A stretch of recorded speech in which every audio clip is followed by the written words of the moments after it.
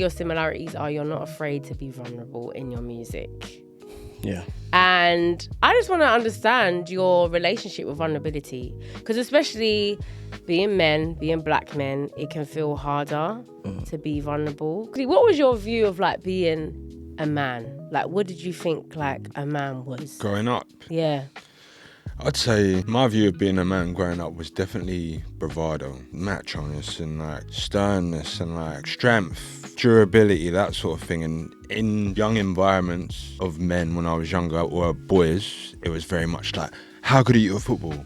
How good are you at talking to girls? It was competition, very competitive. I didn't have the best example of being a man, right? Or the example I had, I recognized this wasn't the right example. So I grew up incredibly sensitive. It was a lot easier for me to relate to and sort of surround myself with women than it was men, because I just felt like I could just be myself. I could be comfortable here. I was safer. I never felt safe around man them, because it was like I always had to be on edge, or I always had to mask, or I always had to perform. I remember when I was a kid, I really didn't want to be bullied. So I feel like I took that and ran with it. I got bullied. Like I got bullied.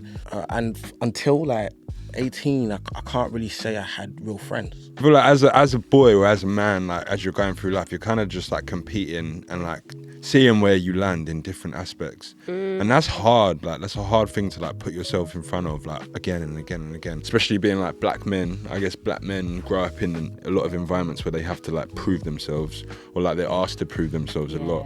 So like when you're proving yourself all the time, doesn't give you enough opportunity at times to reflect or to like look at how that energy is manifesting in like yourself or like your energy, or like growing up and finding a community of males that I could actually call my friends, and then going through things like heartbreak in relationships. That's what made me realize how to be a man. My dad and my mum like have a beautiful relationship, and I've always been inspired by his patience. And that made me find a balance. You know, the masculine energy that required to exist in certain moments, I had to find it. I shied away from it because of the way it looked at the time. But as I got older, I started to realize, oh, I need it, but this is how I need it. Really, the women in my life taught me patience, nurturing, even just putting me in situations where you'd see them do things that you think is like cringy or unnatural to you, and you just judge it just because it's so foreign. But then like being faced with that again and again and again, and it becoming more norm,